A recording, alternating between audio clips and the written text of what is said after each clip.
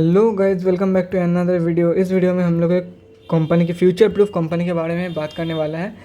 ये जो जिस कंपनी के बारे में बात करने वाला हूँ, ये कंपनी जो चीज़ बनाती है उसका ही फ्यूचर है आगे। तो चलिए बेकार में टाइम वेस्ट ना करके बता देते हैं, क्योंकि सस्पेंस रख के भी कोई फ़ायदा नहीं। वो company optical fibre cable manufacture करती है। ऑप्टिकल फाइबर केबल मैन्युफैक्चर करती है, इसका ही फ्यूचर है। आप लोग को पता है, क्योंकि 5G आ रहा है, इसका यूज़ बढ़ जाएगा। और जो पहले वाला नॉर्मल केबल था, जो मतलब कोटेड केबल था, भीतर इनसाइड में 2-3 एक्स्ट्रा और तार था, वो सब केबल्स को छोड़ के 90% लोग ऑप्टिकल फाइबर केबल में शिफ्ट हो रहे हैं।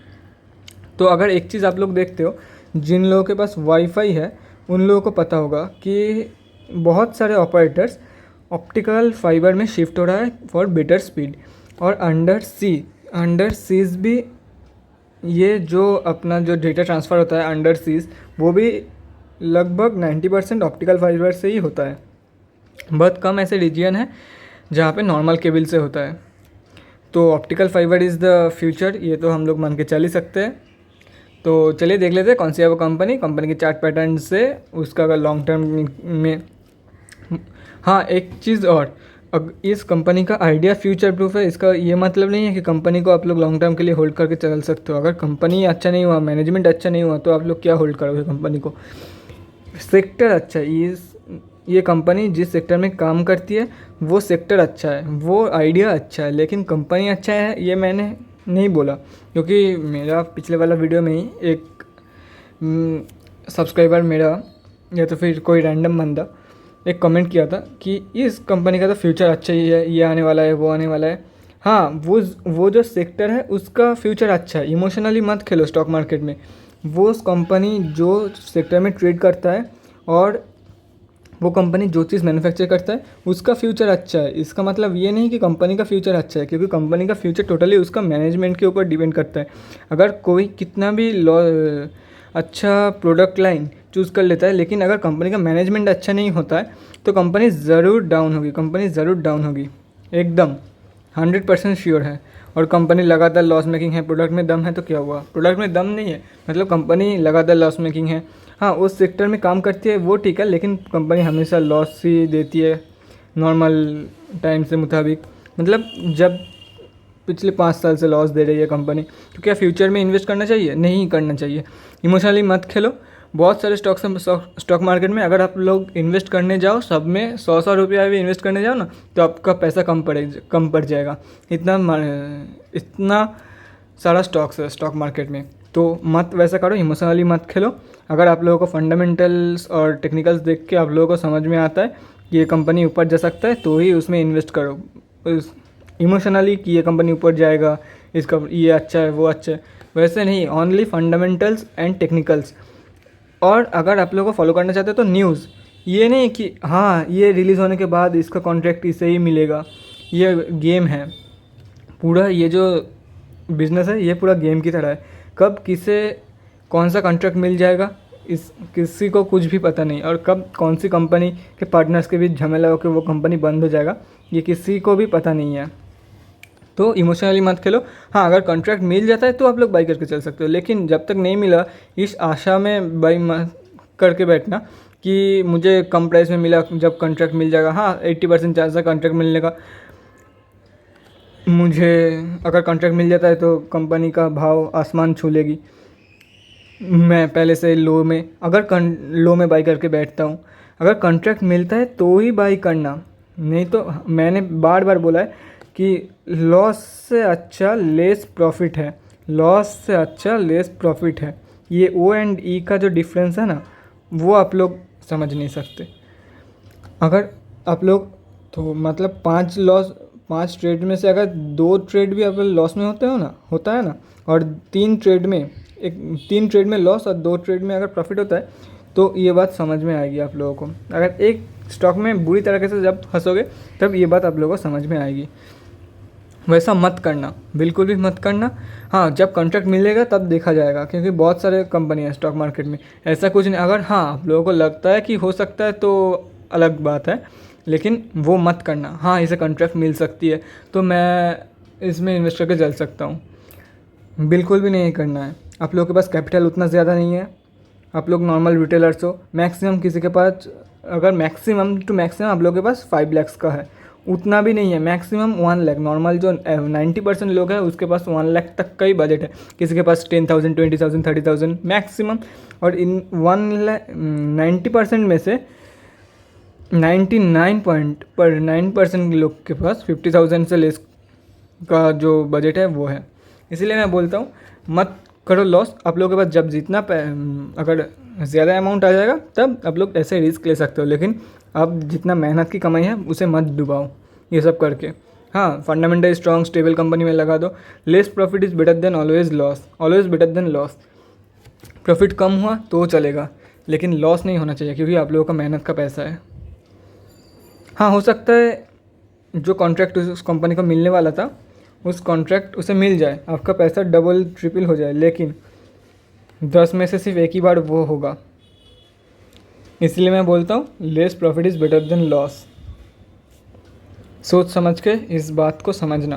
तो चलिए कंपनी की तरफ कंपनी का फाइनेंशियल्स और चार्ट पैटर्न भी देख लेते हैं, क्या बताती है कंपनी, कब आप लोग एंट्री कर सकते हो, बेस्ट एंट्री पॉइंट क्या रहेगा कंपनी के लिए, चलिए देख लेते हैं।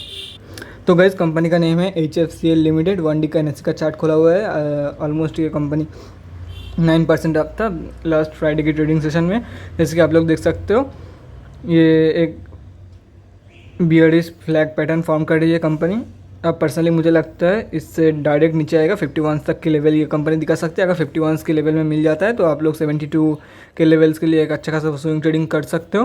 अगर आप लोगों को बेस्ट बाई अगर निकल के आता है 23 के आसपास, अगर आप लोगों को इस प्राइस रेंज में कभी भी मिल जाता है तो कंपनी को आराम से बाई करके चल सकते हो। अराउंड 23 के लेवल्स, अराउंड 24 के लेवल्स, 23.70 आप लोग 24 के लेवल्स में बाई करके चल सकते हो। और अगर इससे ऊपर बाई चांस ये कल मंडे को क्लोज हो जाता है डेली बेसिस में, इससे ऊपर ये जो रेंज निकल कर आता है, एक सेकेंड, इसका रेंज जो निकल कर आता है वो अराउंड 72.45, इसके ऊपर अगर इसके ऊपर मतलब 72.45 अगर 73 में भी प्रॉपरली क्लोजिंग होता है, एक कैंडल इस रेजिस्टेंस के ऊपर अगर प्रॉपरली फॉर्म हो जाता है, ये जो रेजिस्टेंस है इसके ऊपर अगर एक कैंडल प्रॉपरली फॉर्म हो जाता है तो ये आराम से 89-90 रुपीज़ तक का टारगेट ये कंपनी दिखा सकती है शॉर्ट टर्म में। लॉन्ग टर्म के बारे में बात कर लेते हैं। और एक चीज़, ये कंपनी अपना जो ATH है मतलब all time high, 52 week high नहीं है, ये बहुत लोग गलती करते हैं। ये ATH निकल के आता है all time high. All time मतलब जब से ये कंपनी लिस्टेड हुआ है तब से इसका जो हाई निकल के आता है वो है ये। और 52 वीक मतलब तो 1 साल का हाई, वो छोड़ दो, ये ऑल टाइम हाई है, मतलब जब से ये कंपनी लिस्टेड हुआ है तब से। तो अगर ये company all time high form तो कर रही है, लेकिन अगर ये कंपनी ये मंडे को इसके ऊपर क्लोजिंग करता है तब भी इसमें एंट्री करना, नहीं तो इसमें फालतू एंट्री मत करना। 89 तक और 89 या 90 रुपीज़ तक का लेवल के लिए आप लोग होल्ड करके चल सकते हो। अगर इसके ऊपर क्लोज होता है तो मतलब 75 नहीं 73 रुपीज़ में मंडे को क्लोज होता है तो ही इसे बाई करना। अगर क्लोज नहीं हुआ, हाँ एक चीज़ हो सकता है, ब्रेकआउट दिया 75 तक का टच कर दिया, फिर से रेड कैंडल बना के धड़ाम से नीचे गिरा ये कंपनी, ये हो सकता है। अगर प्रॉपरली बेसिस पे, अगर डेली बेसिस पे क्लोजिंग होता है तो ही एंट्री करना। मैं बार बार बोल रहा हूँ, अगर डेली बेसिस में क्लोजिंग होता है, ये नहीं कि 30 मिनट्स की चार्ट में ये क्लोजिंग हो गया तब नहीं, कभी भी ये गिर सकता है, क्योंकि ये बियरिश फ्लैग पैटर्न फॉर्म कर रही है कंपनी, कभी भी ये नीचे गिर सकता है। मुझे पर्सनली लगता है मंडे मार्केट खोलने के बाद थोड़ा ऊपर जाएगा, क्योंकि जो मोमेंटम है ये तो दिखाएगा, उसके बाद धड़ाम से ये नीचे गिर सकता है अराउंड 50 और 23 तो नहीं गिरेगा, अराउंड 50 to 40 के लेवल्स में, क्योंकि ये जो है ऑलरेडी 52 वीक्स हाई है। अगर एक बार नीचे का मोमेंटम पकड़ लिया तो प्रॉफिट बुकिंग का मोमेंटम, तो प्रॉफिट बुक लगातार होता ही रहेगा कोई गुड न्यूज़ आने तक, या तो फिर नॉर्मल ये जो सपोर्ट एरिया है इसके ऊपर से फिर बाउंस बैक हो सकती है। अगर इसके अराउंड से बाउंस बैक होता है, मान लो 51 के आसपास बाउंस बैक होता है, तो अराउंड 52 के लेवल्स में बाई करना बाउंस बैक के वक्त। और टारगेट से आएगा अराउंड 72 रुपीज़, 20 रुपीज़ का गैप, यहाँ पर भी 20 रुपीज़ का गैप, यहाँ पर भी 20 रुपीज़ का गैप, लेकिन यहाँ पर 30 रुपीज़ का गैप निकल के आता है। अगर आप लोगों को कभी भी 23 के आसपास मिलता है तो आराम से 51 के लेवल्स तक के लिए आप लोग होल्ड करके चल सकते हो। चलिए फंडामेंटली देख लेते हैं कंपनी कैसी है और डिलीवरी परसेंटेज क्या निकल के आता है कंपनी का, उसके बाद हम लोग बात करेंगे बाकी जो क्वार्टरली रिजल्ट है उसका भी बात करेंगे। कंपनी कैसी है लॉन्ग टर्म के लिए। तो चलिए देख लेते हैं। ये आगे हम लोग HFCL की चार्ट में, ये निफ्टी 500 की सेक्टोरियल इंडेक्स में लिस्टेड है। इसका ऑलमोस्ट हाई था 73.75, जो कि 52 वीक्स हाई भी निकल के आता है। आप लोगों को दिखाऊंगा। क्लोजिंग हुआ है अराउंड 72, मतलब 52 वीक्स में दिन का हाई के आसपास ही क्लोज हुआ है कंपनी। अभी भी सेलिंग क्वांटिटी ये आप लोग देख सकते हो कि सेलिंग ऑलरेडी स्टार्ट हो गया है AM ऑर्डर्स में। इसीलिए मैं पर्सनली रिकमेंड करता हूँ आप लोग होल्ड कर जाना, बाई मत करना। जिन लोगों के पास भी है स्टॉक उसको आप लोग प्रॉफिट बुकिंग करके निकल सकते हो। अगर आप लोगों को रिस्क लेना है तो एक बार प्रॉफिट बुकिंग हल्के से कर लेना। जो लोगों ने होल्ड करके रखा हुआ है, हल्के से प्रॉफिट बुकिंग करके जो अपना इन्वेस्टेड कैपिटल है वो निकल लेना, और जो प्रॉफिट है वो मार्केट में रहने देना है अराउंड 90 और 89 के लेवल्स तक के लिए। जैसे कि मैंने बताया कि ये भी 52 वीक्स हाई निकल के आएगा, ये जो हाई है, और ये ऑलमोस्ट 700% या 800% के अराउंड ये गेन देके जा रही है कंपनी। डिलीवरी परसेंटेज देख लेते हैं। उससे पहले अराउंड 44,509 लैक्स की जो वैल्यू निकल के आता है वर्थ, उसका स्टॉक्स ट्रेड हुआ है एक दिन में, और वॉल्यूम निकल कर आता है 6,24,60,315 डिलीवरी पोजीशन 100%। ये आप लोग देख सकते हो। मैंने सोचा था 100% तक निकल के आएगा, क्योंकि ये ऑलमोस्ट अपने अपर सर्किट कितना था 79, और ये क्लोजिंग हुआ है ऑलमोस्ट 73 को टच करने के बाद 72 में। तो मुझे लगा था कि 80-90% तो निकल के आएगा। ये भी एक स्ट्रॉन्ग इंडिकेटर है कि आप लोग स्टॉक को इंट्राडे के लिए मोस्टली यूज़ कर रहे थे। CNC में सिर्फ कम लोग ही घर लेके गए हैं। ओनली 1,62 लाख शेयर्स लोग घर लेके गए हैं। ये लोग पक्का ट्रैप हो सकते हैं। बेवकूफ़ी कर दिया इन लोगों ने, क्योंकि ये जो है ये लोग उतने रिटेलर्स है, और ये लोग जो ट्रेंड है उसे चेज़ करते हैं, ना कि पहले एकदम बटम पे एंट्री करते। ये लोग चेज़ करते हैं, और ये लोग ही ट्रैप होकर लॉस करते हैं स्टॉक मार्केट में। तो चलिए गाइस, अगर आप लोग अभी बाई करना चाहते हो उसके लिए एक बिग नो उसके लिए, अगर आप लोग अभी बाई करना चाहते हो उसके लिए। तो चलिए देख लेते हैं कंपनी का फाइनेंशियल्स कैसा है। जैसे कि मैंने बताया कि ऑप्टिकल फाइबर और ऑप्टिक फाइबर केबल में ये डील करती है, supply of high and telecom equipments. की पॉइंट्स देख लेते हैं। Optic fibre cable companies product include optical fibre. Sorry guys, एक सेकेंड।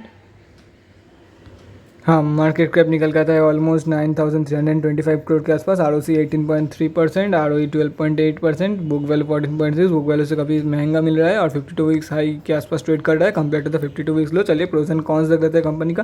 प्रोज में company is expected to give a good quarter result. मुझे पर्सनली लगता है ये अभी डिलेड है, क्योंकि ऑलरेडी क्वार्टरली रिजल्ट निकल गया होगा शायद, क्योंकि अब तक तो कोई भी वेट नहीं करेगा। जून क्वार्टर का भी रिजल्ट निकलने को आया, अभी मार्च का क्वार्टर का रिजल्ट कौन देगा। मुझे पर्सनली लगता है ये जुलाई का भी रिजल्ट हो सकता है। एक बार देख लेते हैं मार्च का क्वार्टर क्या बोलते हैं। प्रोमोटर्स है प्लेस्ड 44.72, ये एक बहुत ही बुरा पॉइंट है। Dividend pay out is low, at least देता तो है। कंपनी कॉस्ट ऑफ बोरोइंग जैसे कि आप लोग देख सकते हो, सेक्टोरियल में ये पीयर कंपटीशन में ये सेकंड में आता है कंपनी। बहुत ही एक अच्छी बात है कंपनी के बारे में। और ये रहा GTL इंफ्रा, जिसके ऊपर मैंने कल वीडियो बनाया था। अगर आप लोगों को देखना है तो आप लोग मेरे वीडियोस में जाके देख सकते हो, या तो फिर लिख सकते हो ट्रेडिंग जोन GTL इंफ्रा, अपने आप दिखा देगा वो कंपनी का जो वीडियो है। मैंने बताया मार्च क्वार्टर का रिजल्ट ऑलरेडी आउट हो गया होगा। 1277 कंपनी का एक्सपेंसेस बहुत ही ज़्यादा है। ये मैं हर एक पेनी स्टॉक के में बोलता हूँ, क्योंकि पेनी स्टॉक्स का एक्सपेंसेस बहुत ज़्यादा होता है कंपनी का। फिर भी एक अच्छा खासा जाम पाया है। नेट प्रॉफिट में ऑलमोस्ट 7 करोड़ का जाम पाया है। प्रॉफिट एंड लॉस चेक कर लेते हैं। TTA मार्च 2021 का एक अच्छा खासा जाम पाया है, और एक्सपेंसेस में भी जाम पाया है। लेकिन मुझे पर्सनली लगता है प्रॉफिट में भी जाम पाया है। एक चीज़ देख सकते हो आप लोग। बैलेंस शीट देख लेते हैं। कंपनी के पास इतना ज़्यादा डेट नहीं है। अगर कंपनी चाहे तो अपना जो कर्जा है वो चुका सकती है आराम से। नेट कैश फ्लो देख लेते हैं। कैश फ्लो 1 करोड़ से इंक्रीज़ हुआ है, माइनस से अच्छा रिकवरी है 2020 में। प्रोमोटर्स का 42.05% का होल्डिंग है। FIIs ने इस बार FIIs ने अपने होल्डिंग इंक्रीज़ किया है इस कंपनी में। DIIs ने भी इंक्रीज़ किया है। पब्लिक से बाईबैक किया जा रहा है शेयर्स को। पब्लिक में देख लेते हैं किस किस का होल्डिंग है।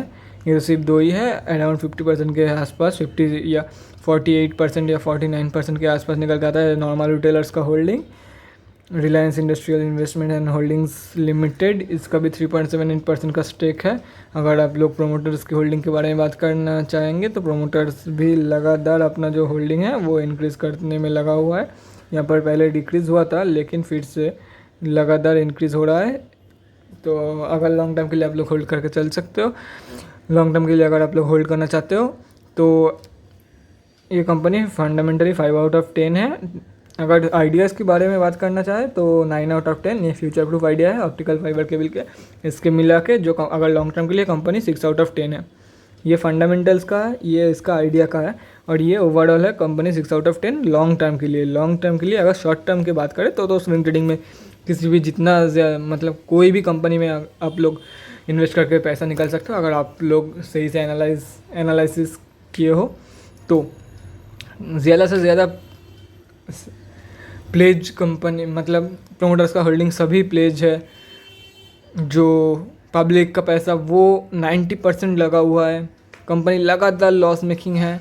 ऑलमोस्ट कंपनी का जो रिजर्व है वो नेगेटिव 1000 करोड़ से भी ज़्यादा है। मतलब सब कुछ नेगेटिव है, सब कुछ, बोरोइंग सिम्स मतलब डिप्रिसिएशन वैल्यू इंटरेस्ट सब कुछ मार के जा रही है कंपनी को। ऑलमोस्ट 1000 करोड़ से भी ज़्यादा नुकसान हो रहा है, लॉस हो रहा है कंपनी को। वो सब स्टॉक्स में भी आप लोग, अगर आप लोगों को आता है ठीक से एनालाइज करना तो आप लोग उससे भी स्विंग ट्रेडिंग में पैसा बना के जा सकते हो। आराम से पैसा बना के जा सकते हो। इसीलिए मैं शॉर्ट टर्म स्विंग ट्रेडिंग के लिए कोई भी कंपनी ऐसा सच नहीं बोलता।